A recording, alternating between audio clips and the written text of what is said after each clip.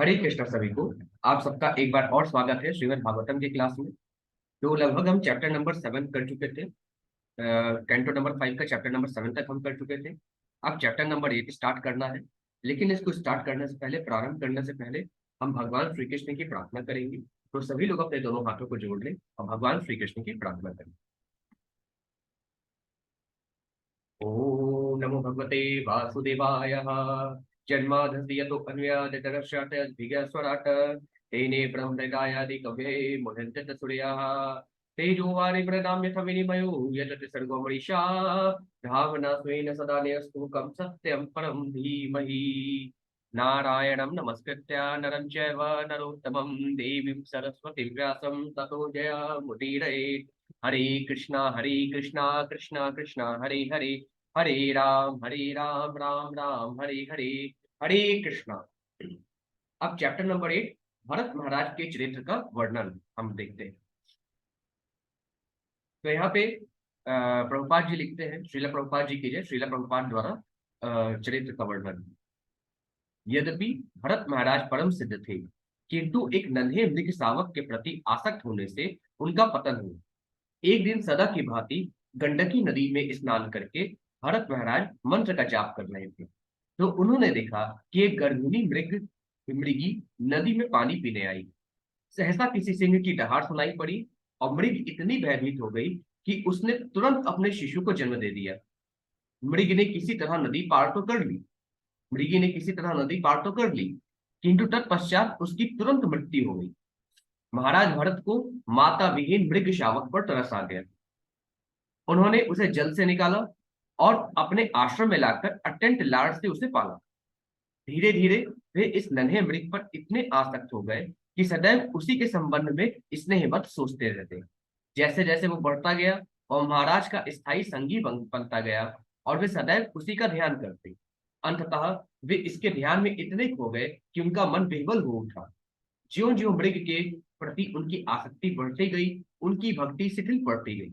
यद्यपि उन्होंने अपने ऐश्वर्यमय साम्राज्य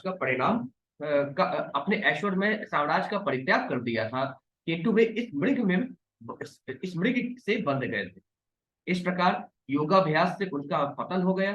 एक बार मृग वहां से गायब था, तो वे इतने विचलित हुए कि वे उसकी खोज में चल पड़े। खोजते समय विलाप करते रहने से वे गिर पड़े और मर गए। चूंकि उनका मन मृग की सोच विचार में पूर्णतः मग्न रहता था, इसलिए अगले जन्म में वे मृगी की कोख से उत्पन्न हुए। लेकिन सिद्ध होने के कारण मृग का शरीर प्राप्त होने पर भी वे अपने पूर्व कर्मों को विस्मृत नहीं कर पाए। उन्हें ज्ञान था कि वे उच्च पद से किस प्रकार नीचे गिरे थे। अतः अपनी मृगी मां को छोड़कर वे पुनः पुनः आश्रम चले आए। उन्होंने अपने सकाम कर्मों का अंत मृग रूप में किया और जब मृत्यु हुई वे मृग शरीर से मुक्त हो गए। अब इसका पूरा विवरण श्री सुखदेव जी करते हैं। श्री सुखदेव उवाच एकदा तु महा अनद्यां कृताभिषेक नयमिकावशयको ब्रह्मा अक्षरे मभीगृणाणु मुहूर्तत्रया मुदकांत उपविवेश। सुखदेव जी कहते हैं, हे परीक्षित जी, हे राजन, एक दिन प्रातः कालीन नित्य नैमित्तिक शौचादि कृत्यों से निवृत्त होकर महाराज भरत कुछ क्षणों के लिए गंडकी नदी के तट पर बैठकर ओमकार से प्रारंभ होने वाले अपने मंत्र का जप करने लगे। फिर आगे सुखदेव जी कहते हैं, तदा राजन हरिणी पीपासया जलाशया भयाशमय कैवूपजिगाम। सुखदेव जी कहते हैं, हे राजन, जब महाराज भरत उस नदी के तट पर बैठे हुए थे, उसी समय एक प्यासी हिरनी पानी पीने आई। फिर आगे सुखदेव जी कहते हैं, तया पे पीयमान उदके तावदेवा विदूरेण तदत्तो मृगपतेरुणा दो लोक भयंकर उत उदपतत। सुखदेव जी कहते हैं, जब वह हिरनी अगाध तृप्ति के साथ जल पी रही थी, तो पास ही एक सिंह ने घोर गर्जना की। उस समस्त यह समस्त जीवों के लिए डरावनी थी और इसे उस मृगी ने भी सुना। फिर आगे सुखदेव जी कहते हैं, तम उप श्रुतया सा मृगवधू प्रकृति विकल्पा चकित निरीक्षणा सुतरा मपि हरि भयाभिनिवेश भयग्रह हृदया पारिपल्लव दृष्टिर गततृषा भयात सह सैगोच क्राम। सुखदेव जी कहते हैं, मृगी स्वभाव से अन्यों द्वारा वध किए जाने से डर रही थी और लगातार संकीर्ण दृष्टि से देख रही थी। जब उसने सिंह की दहाड़ सुनी तो वह अत्यंत उद्विग्न हो उठी। चौकन्नी दृष्टि से इधर उधर देखकर वह मृगी अभी जल पीकर पूर्णतया तृप्त भी नहीं हुई थी कि सहसा उसने नदी पार करने के लिए छलांग लगा दी। फिर आगे सुखदेव जी कहते हैं, तस्या पतंतया वर्तनया उरुभया वगलितो योनि निर्गतो गर्भा स्रोतसी निपपाता। सुखदेव जी कहते हैं, मृगी गर्भिणी थी, अतः जब डर के मारे वह कूद पड़ी तो शिशु मृग उसके गर्भ से निकलकर नदी के बहते जल में गिर गया। फिर आगे सुखदेव जी कहते हैं, तत्प्रसवो अट सपर्ण भय खेदा तुरा स्वगनेण वियुज्यमाना कस्यांचित् अद्रियाम कृष्ण सारसती निपपाताथ च बमार। सुखदेव जी कहते हैं, अपने झुंड से विलग होने तक तथा गर्भपात से त्रस्त हो जाने से वह कृष्णा मृगी नदी को पार करके अत्यंत भयभीत हुई, अतः एक गुफा में गिरकर वह तुरंत मर गई। फिर आगे सुखदेव जी कहते हैं, तम तवेण कुणकम कृपणम स्फुट सानुभय हयामान मभिवि अक्ष्यापविद्धम बंधुरिवानुकंपया राजर्षि भरत आदाय मृतमातर मृत्याश्रम पदमनयत। सुखदेव जी कहते हैं, नदी के तीर पर बैठे हुए महान राजा भरत ने अपनी मां से बिछड़े बच्चे को नदी से में उतराते हुए देखा। यह देखकर उन्हें बड़ी दया आई। उन्होंने विश्वास पात्र मित्र की भांति उस नन्हे शावक को लहरों से निकाल लिया और मात्रहीन जानकर वे उसे अपने आश्रम में ले आए। फिर आगे सुखदेव जी कहते हैं,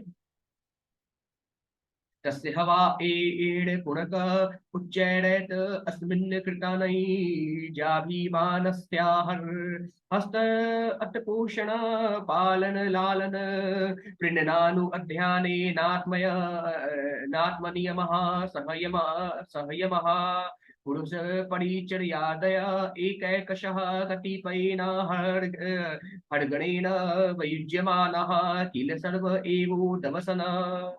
सुखदेव जी कहते हैं, धीरे धीरे महाराज भरत उस मृग के प्रति अत्यंत वत्सल होते गए। वे घास खिला खिलाकर उसका पालन करने लगे।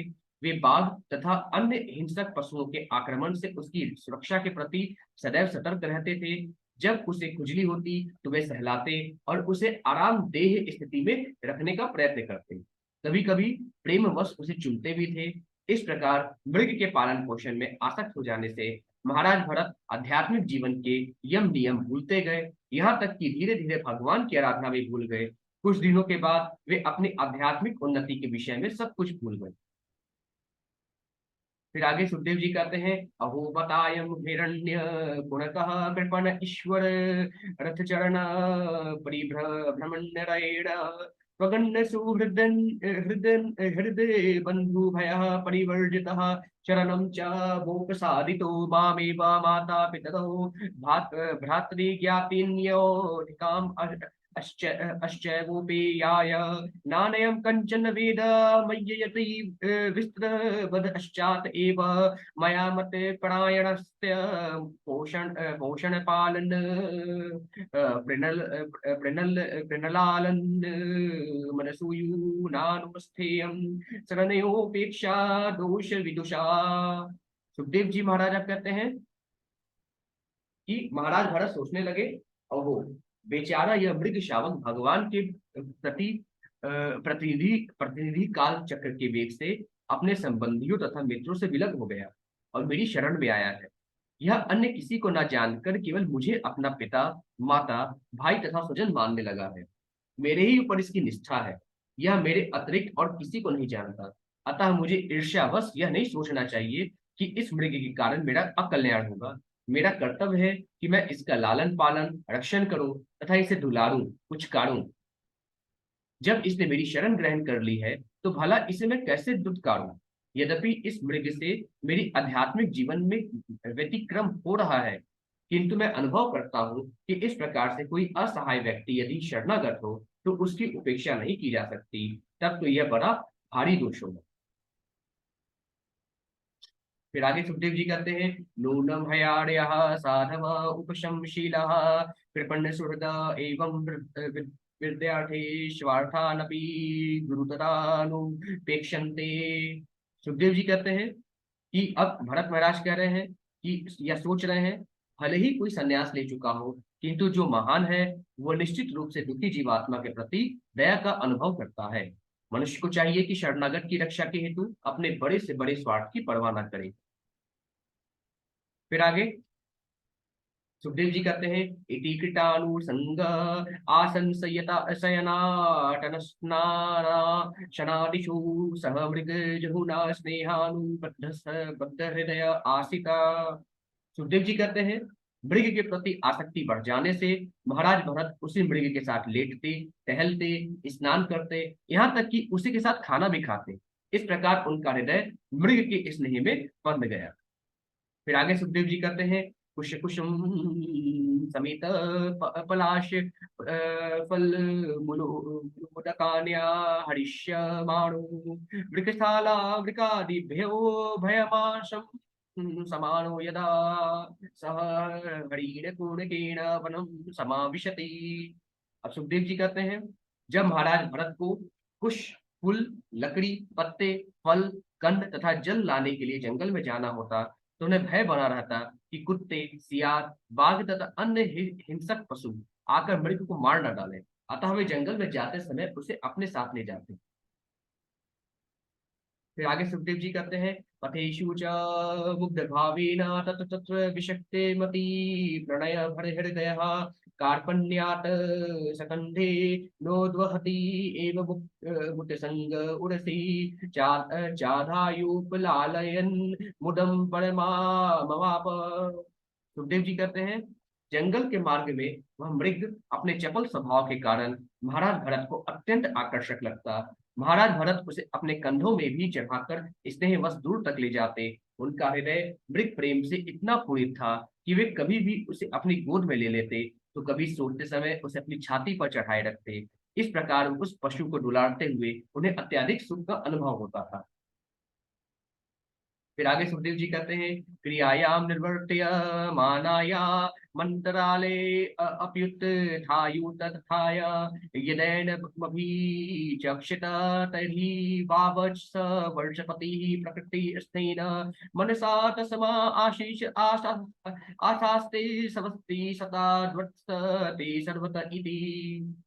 अब सुखदेव जी कहते हैं, जब महाराज भरत ईश्वर की आराधना में या अन्य अनुष्ठान में व्यस्त रहते तो अनुष्ठानों को समाप्त किए बिना बीच बीच में ही वे उठ उठ जाते और देखने लगते कि मृग कहाँ है। इस प्रकार जब वे यह देख लेते कि वह मृग सुखपूर्वक है, तब कहीं उनके मन तथा हृदय को संतोष होता और तब वे उस मृग को यह कहकर आशीष देते, हे वर्ष तुम सभी प्रकार से सुखी रहो। फिर आगे सुखदेव जी कहते हैं, अन्यदा भृष्ये मुद्विग्न मना नष्ट द्रवीण इव कृपणः सकरुण मतिदर्शेन हरिण कूण कबीरः विबल हृदय संताप अस्तमेवानुशोचन किल कश्मलं महद भीत इति उवाच। सुखदेव जी कहते हैं, कभी कभी भारत महाराज यदि उस मृग को न देखते तो उनका मन अत्यंत व्याकुल हो जाता। उनकी स्थिति उस कंजूस व्यक्ति के समान हो जाती जिसे कुछ धन प्राप्त हुआ हो, किंतु उसके खो जाने से वह अत्यंत दुखी हो गया। जब मृग चला जाता तो उन्हें चिंता हो जाती और वियोग के कारण वे विलाप करने लगते।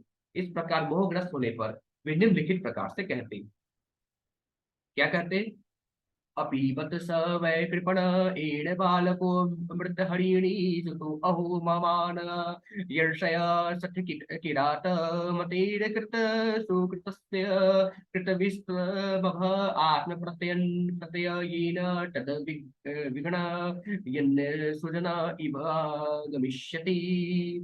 अब सुखदेव जी कहते हैं कि भरत महाराज सोच रहे हैं, ओहो, यह मृग अब असहाय है, मैं अत्यंत अभागा हूँ और मेरा मन चतुर शिकारी की भांति है, क्योंकि यह सदैव छल तथा निष्ठुरता से पूर्ण रहता है।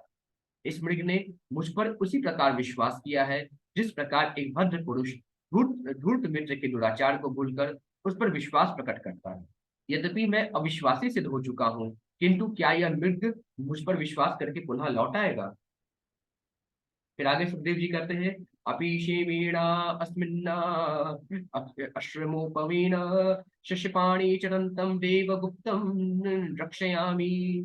सुखदेव जी कहते हैं कि अब भरत महाराज सोचते हैं, ओहो, क्या ऐसा हो सकता है कि मैं इस पशु को देवताओं से रक्षित तथा हिंसक पशुओं से निर्भय रूप से फिर देखूं? क्या मैं इसे पुनः उद्यान में मुलायम घास चढ़ते हुए देख सकूंगा? ये भरत महाराज सोच रहे हैं। फिर आगे भरत महाराज सोचते हैं, अपी च न वृकः साला विको अन्यतमो वा नैकचर एकचरो वा भक्ष्यति। अब यहाँ पे भरत महाराज कहते हैं, मुझे पता नहीं, किंतु हो सकता है कि भेड़िए या कुत्ते अथवा झुंडों में रहने वाले सुअर या फिर अकेले घूमने वाले बाघ ने इस मृग उस मृग को खा लिया हो। फिर आगे भरत महाराज सोचते हैं, निमिलोचती भगवान सकल जगत क्षेमोदय अस्तदय यात्माद्यापि मम न मृग बधू नया स आगच्छति। सुखदेव जी कह रहे हैं कि भरत महाराज सोचते हैं, ओहो, सूर्य के उदय होते ही सभी शुभ कार्य होने लगते हैं। दुर्भाग्यवश मेरे लिए ऐसा नहीं हो रहा है। सूर्यदेव साक्षात वेद है, किंतु मैं समस्त वैदिक नियमों से शून्य हूँ। वे सूर्यदेव अब अस्त हो रहे हैं, तो भी वह बेचारा पशु जिसने अपनी माता की मृत्यु होने पर मुझ पर विश्वास किया था, अभी तक नहीं लौटा। फिर आगे भरत महाराज सोचते हैं, अपि स्विदीकृत सुकृत मागत्य माम सुखिष्यति हिरण्य राजकुमारो विधि विविध रुचिर दर्शनी यनीज मृग डार कमीनो डेर संतोषम स्वानाम नूदना। सुखदेव जी कहते हैं कि भरत महाराज और सोचते हैं, वह मृग राजकुमार के तुल्य है, कब लौटेगा वह कब फिर अपनी मनोहर क्रीड़ाएं दिखाएगा? वह कब मेरे आहत हृदय को पुनः शांत करेगा? अवश्य मेरे पुण्य शेष नहीं है, अन्यथा अब तक वह मृग अवश्य लौट आया। फिर आगे सुखदेव जी क्या करते हैं वो हम कल देखेंगे। आज के लिए बस इतना ही। सभी को हरे कृष्णा।